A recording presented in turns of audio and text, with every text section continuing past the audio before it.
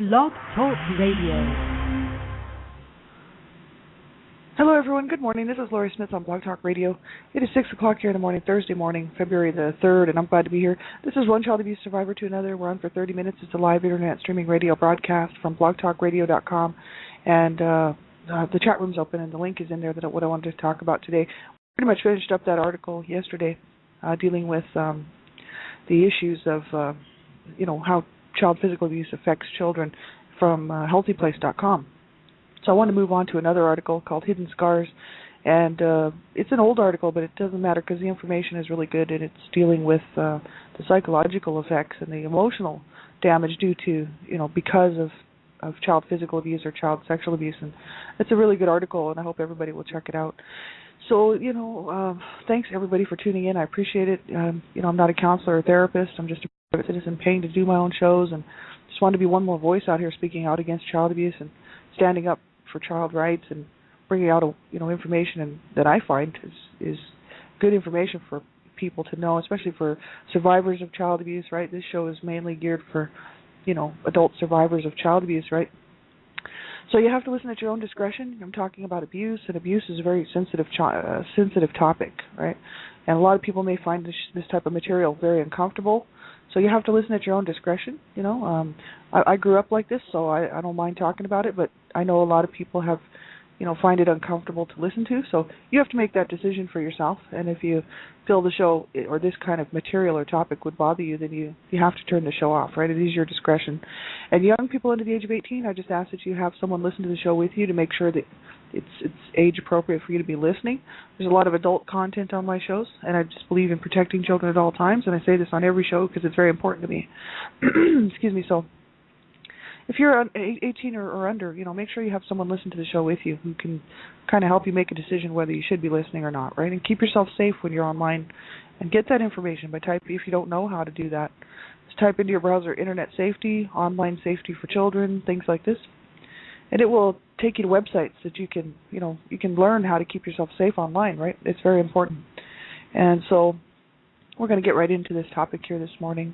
And this particular article is pretty good. It's Hidden Scars, Sexual and Other Abuse May Alter a Brain Region by Mudashree Mukherjee, Mukerjee. And it's an old article. The source was from October 1995. Issue of the Scientific American, reproduced with permission, copyright 1995 by Scientific American Incorporated, and there's the link there on this page to Scientific American. And this is actually from www.nospank.net/mkrjee.htm, and it's just an interesting article that I find interesting because, suffering and having to suffer through child physical abuse and child sexual abuse, it did cause some serious issues for me, not only while I was being abused, but after, and all the way through my adulthood. And I think most of us survivors kind of know, some of us may have experienced some of this stuff and may relate to it, and some might not, Not everybody is going to relate to everything, and I know that's the case for me. I don't relate to everything that I see out there, but some stuff I really do relate to, and I'm like, yeah, I know what that's like, and I've experienced that, or whatever.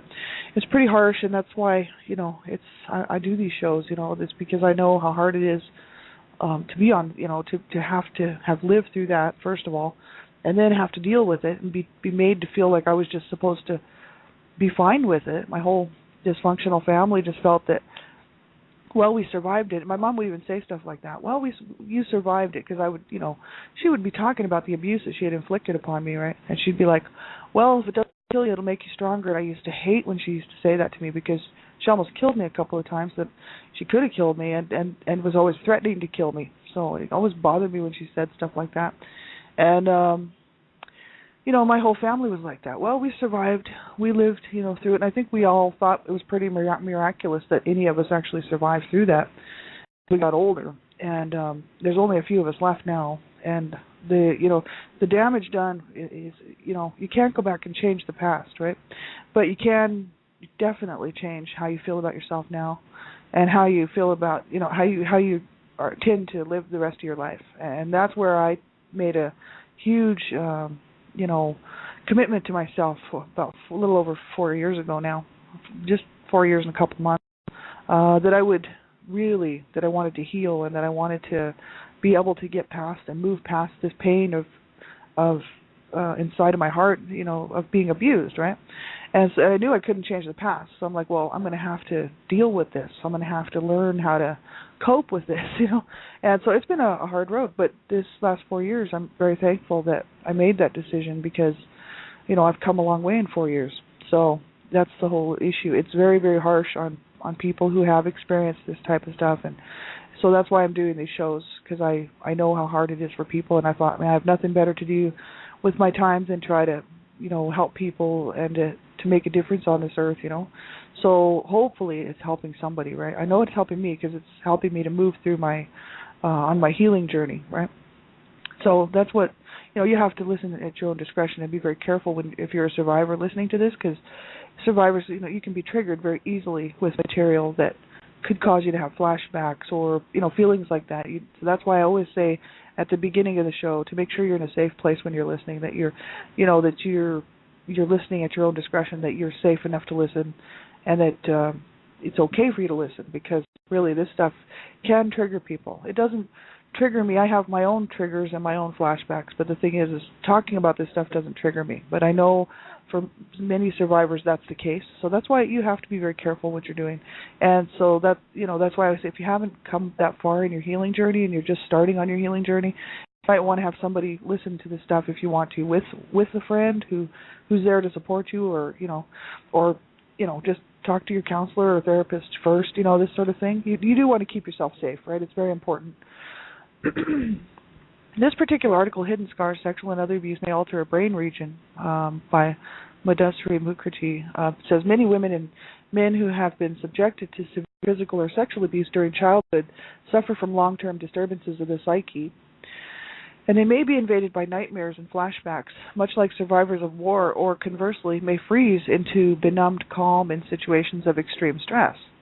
And 2 recent studies find that survivors of child abuse may also have a smaller hippocampus relative to control subjects. And a hippocampus, that's part of the brain, a certain area of the brain.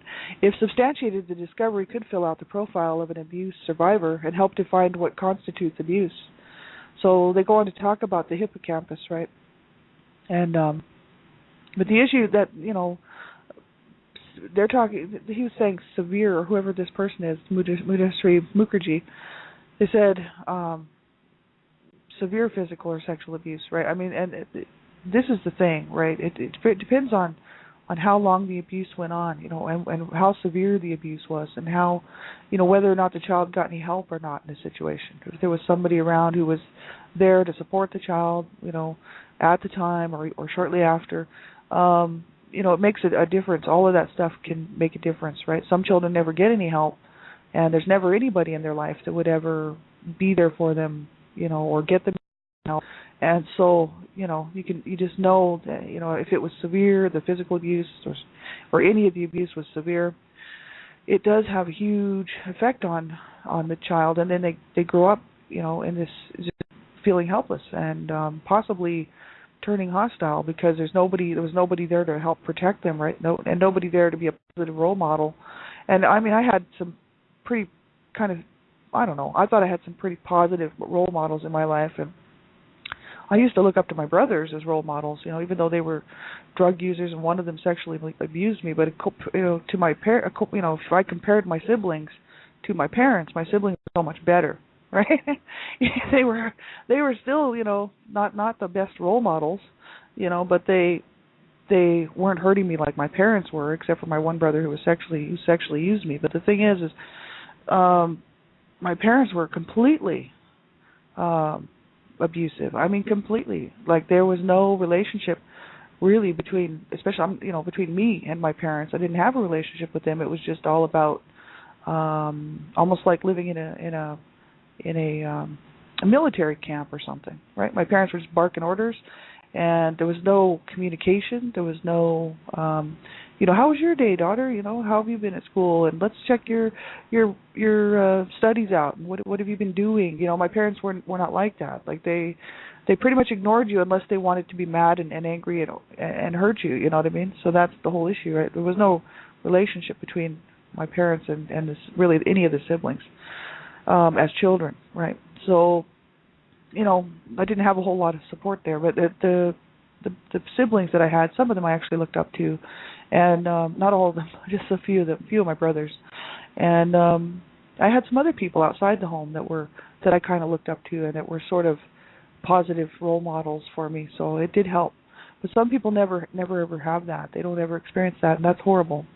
So they said that changes in the hippocampus, the part of the brain that deals with short-term memory and possibly the encoding and retrieval of long-term memory, could, researchers suggest, be wrought with hormones flooding the brain during and after a stressful episode. And such alterations are presumably reflected in the psychological aftermath of trauma. And so it affects the brain. It's the chemicals, I guess. There was another article that I was reading about that, the damage to the brain because of child abuse and trauma, right? And these chemicals that are released, there's all kinds of, like, adrenaline and harmful chemicals are released in the body when somebody gets upset. When a person is upset to the point where, it causes them fear, they might, it's that fight or flight sort of type of fear that's very, when you experience a traumatic experience, if you're experiencing that all the time, growing up in a abusive home, then those adrenalines will be released all the time. Like, you'll be in a sort of steady state of, fearing for your life, or fearing that you might be abused if it's your parents, or fear of going home after school, fear of any number of things to do with child abuse, right? And it's harsh on the body, all those chemicals racing through the body all the time. And I remember, when I was growing, especially with my mom. My mom was my main abuser and extremely physically violent. And if she was getting to the point where I could see she was going to go, sort of off the deep end, right, and decide that she wanted to hurt me because she was mad at me or something, and I could see it was escalating towards that, I could feel my body like tense up, because I had already had and experienced so many beatings from her that were harsh and horrific, that I knew what was coming. So my body would just, all the kinds of chemicals and bad, like, adrenalines and chemicals would race around through my body, and I could feel my body tense up. And in one of my books, I actually really detailed that, Levita Juvi's, the second book that I wrote about my one summer with my friends there, and it's incredibly harsh on the body what that does to a person. If you spend enough time in that, it's not like you get used to it. The fear is still there. The thought that your parent is going to hurt you, and how bad they're going to hurt you, but they've hurt you already. It's a harsh feeling, right? Because that those beings hurt your body, they hurt your mind, they hurt your whole entire being, right? We're not talking a slap, we're talking a beatings, right?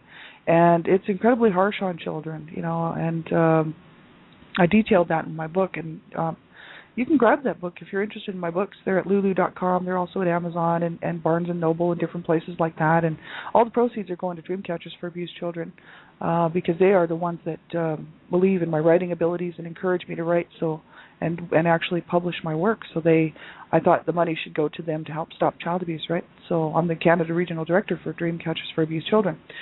So the issues of being physically abused, it's harsh. It's so incredibly harsh. And I was talking all last week, actually, and this week about, what it did to me, and so it's very graphic. And so you do have to listen at your own discretion. But I remember, growing up, and if I knew my mom was going to beat me because she was coming at me, and she always had a look in her face when I knew she was going to beat me, I was just like, oh God, here it comes.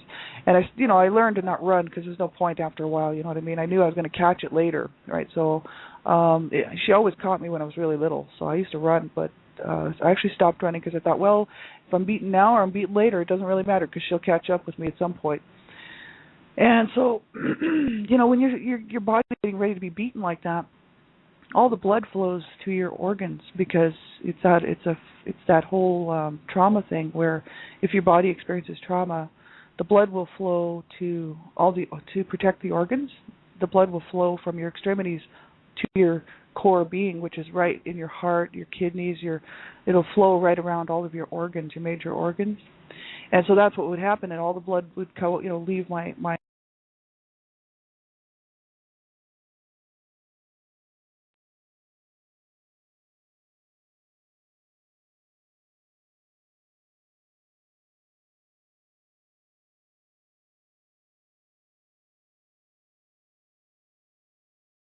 Can you hear me now?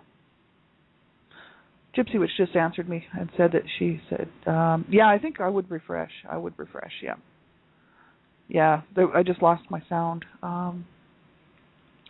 So yeah, this is it's incredibly harsh on children. So all the blood flows right to your organs. It flows to around your heart and your kidneys and your heart. Of course, all of your body's tensed up, and your breathing is going to be affected, and because you're going to be beaten. You know what I mean? Or for children who are being sexually abused, and like myself, going through experiencing child sexual molestation and child sexual abuse, your body, the trauma for that causes so many problems with your body. You know what I mean? Before the beating even happens, or before the sexual abuse even happens, because of the adrenalines and all the toxins that get released because of being in that state of fear and anxiety and that state of fight or flight.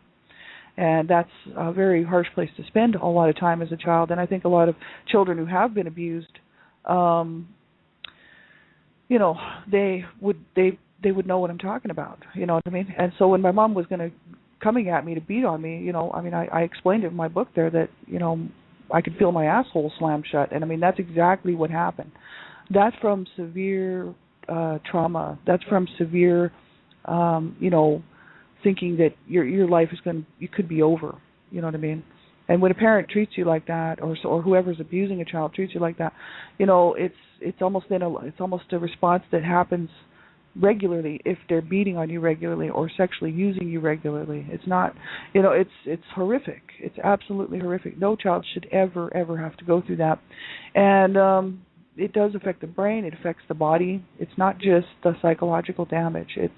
There's a lot of the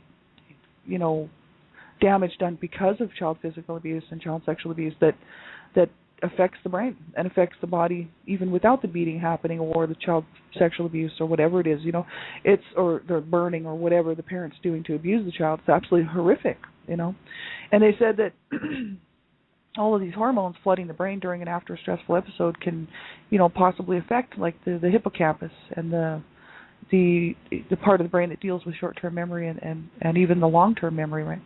And so it says between 10 and 20% of adult survivors of abuse are believed to suffer from dissociative disorders or from post-traumatic stress disorder, PTSD. And the estimate is uncertain because survivors do not seek counseling or who do not seek counseling identify. So not everybody will go and get counseling. I know myself, I didn't, because I didn't trust anyone really, and I really didn't trust counselors or therapists and stuff like that, because my parents were brought up on abuse charges, and they manipulated the whole family into believing that the government was out to get us, that the police were out to get us, that the doctors and counselors and therapists were out to get us. So basically anybody who could help us was out to get us, right?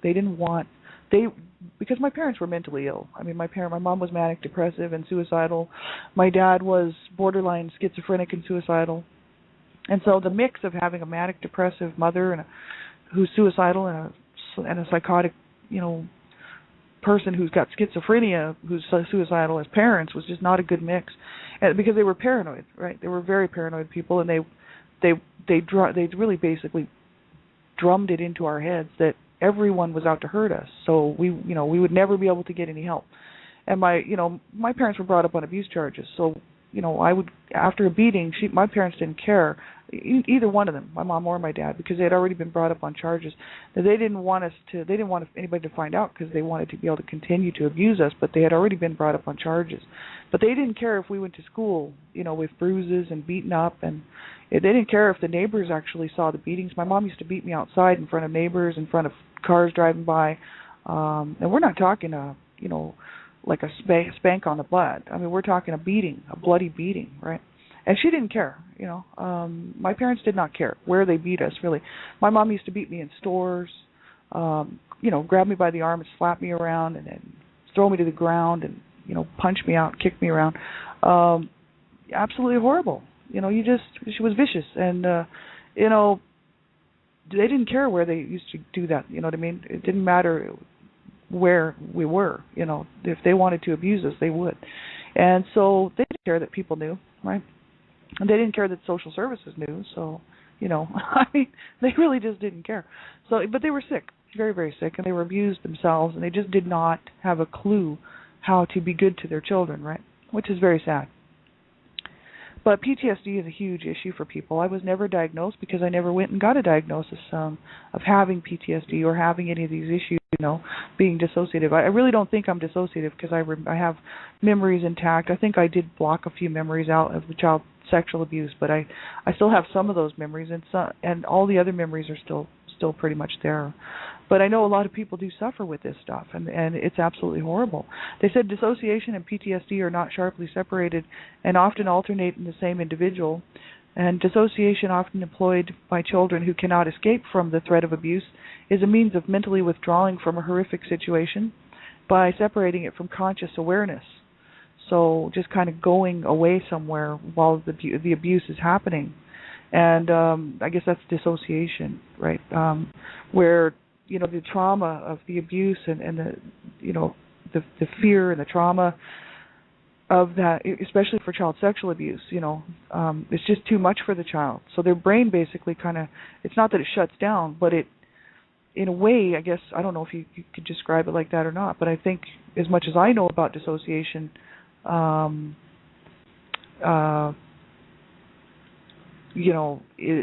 actually just typing a message to see if the people in the chat room can still hear me. And the dissociation is a means of protection for the child, right, who's being abused, especially child sexual abuse, right? Children, they can't handle being raped and being sexually abused. I was 8 years old when I was being sexually abused. I may have been abused even before that, and just who knows? You know what I mean? Like I'm not sure, but I remember being abused sexually at the age of 8 because I remember fighting back and biting this person's nose or ear. Right, it was part of their face that I got holds the nose or the ear, and I'm not sure, but that's why I remember, because I was punched in the face because of it, right? And I used to be threatened, and this person would hurt me and get me to do things, right? I'm not going to talk about them on the air here, but the thing is it was violent. It wasn't, hey, let's play a game, or let's have fun and we'll have our special game, which a lot of child sexual molesters and child abusers actually do to children and make it like a game. This person, which was my brother, actually was violent and was using violence to get me to do what he wanted me to do, right? And so, incredibly harsh for a small child's brain to comprehend what's going on. So a lot of people, when they're being abused sexually, children, boys and girls, their brains will leave and, not leave, but kind of to protect themselves, they sort of go outside of themselves, and another part of themselves actually takes over during that abuse. And that's almost that whole idea of being a split personality or more than one personality or whatever. It's absolutely horrific. Now, I'm not really talking about that here today, and I would rather have more information to really go further into that. But it's horrific, and it's that's why I don't think I dissociated, because I think I just have some repressed memories. But the PTSD definitely could be an issue, you know what I mean? Because I do have flashbacks, and I used to have problems with my flashbacks. Yeah, good morning, everybody. Thank you for being here. I appreciate that. I have a lot of good friends here today, and I thank you all for being here. You guys are really my morning friends here. And yes, for a long time I didn't have anybody here, so I didn't used to check the chat room. But lately you all have been showing up, and I really appreciate this very much. Thank you so much for being here. And it's a hard thing to be listening to in the morning, but it's really about the only time I can do this show. So it's horrific. They said, they don't even know how many people have PTSD because of child abuse, and or disassociative because of child abuse, because so many survivors of child abuse do not seek counseling, right? It is harsh, and the disassociation. Kids can't escape the threat of abuse. So that's the whole issue. I knew. Growing up in the home that I grew up in, that my mom was going to physically abuse me whenever she wanted to, and it could be at any time. My dad was less physically abusive to me and more psychologically abusive to me, even though my dad did physically abuse me. But the thing is,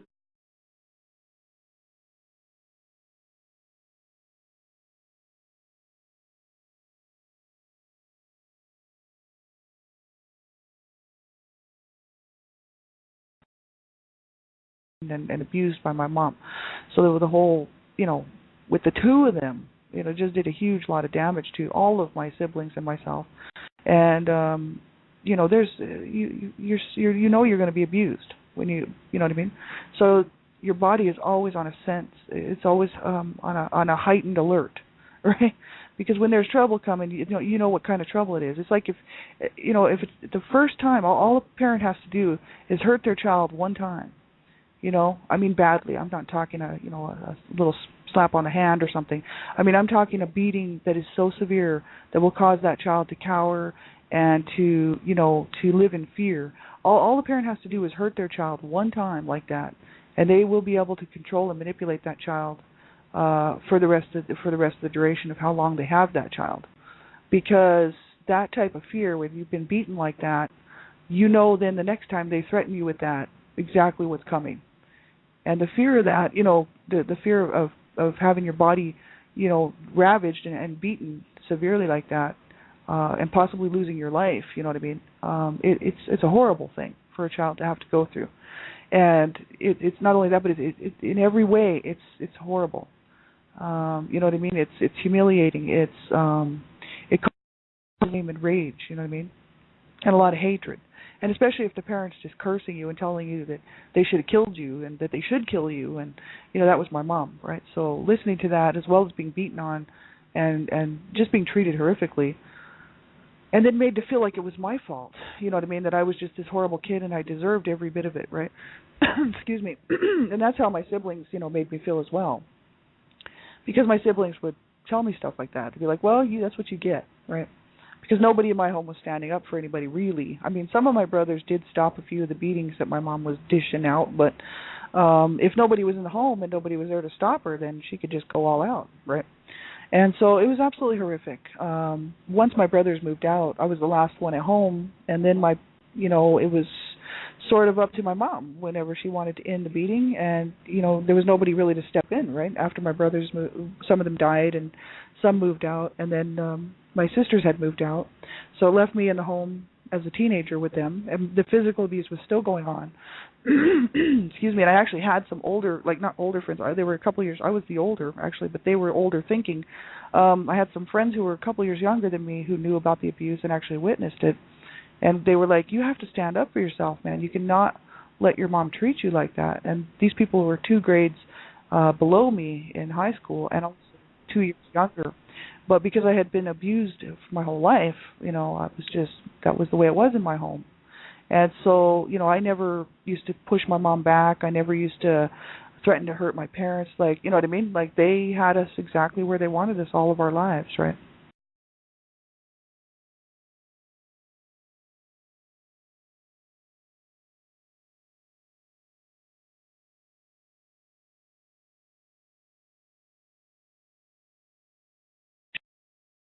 For her to do that, right? And she finally, the physical abuse finally stopped when I was 17, which is ridiculous. My mom was just a violent woman. So she was hurting everybody, right? Anybody she could get her hands on. Horrific. Well, we have about a minute left here. Thanks, everybody, for being here. We'll finish up this article tomorrow. This is from www.nospank.net, and it's actually called Hidden Scars, right, talking about the brain, disassociation, PTSD, and whatnot. And you can go and check this out, what child abuse does to the brain and what it does to children, not only just the body but the mind, right? So you can check this article out, www.nospank.net. And have a great day, everybody. I sure hope you have a good day. Take care of yourselves. And, reach out and get some help. If you're suffering through this stuff and you just feel like you can't cope and you just can't do it, you make sure you reach out to somebody. If you can't get a hold of somebody, then you contact a crisis line. You do whatever you have to do to stay here with us and to keep yourself safe and to keep yourself, to allow yourself to heal and to get some help, right? Because you do not want to give up ever, right? I was so close to giving up my whole life, and I am 4 years later. I'm sitting here, and I'm so thankful that I made the choice to not ever do that or ever think about that again. You know what I mean? Because my parents, they were suicidal, so they taught us to be suicidal. So the thing is I'm so glad I'm still here. Thank God. And you know what? I would hope everybody who's listening to this, if you're having trouble and you have no one to talk to, you phone a crisis line. You do whatever you have to do to stay alive, right? So take care, everybody. We'll talk to you later. I'll be on Dreamcatchers Talk Radio tonight, here on Blog Talk Radio, and also again tomorrow morning, same time, same place, for One Child Abuse Survivor to Another. So thanks for being here, everybody. Have a great day, and we'll talk to you soon. Bye-bye.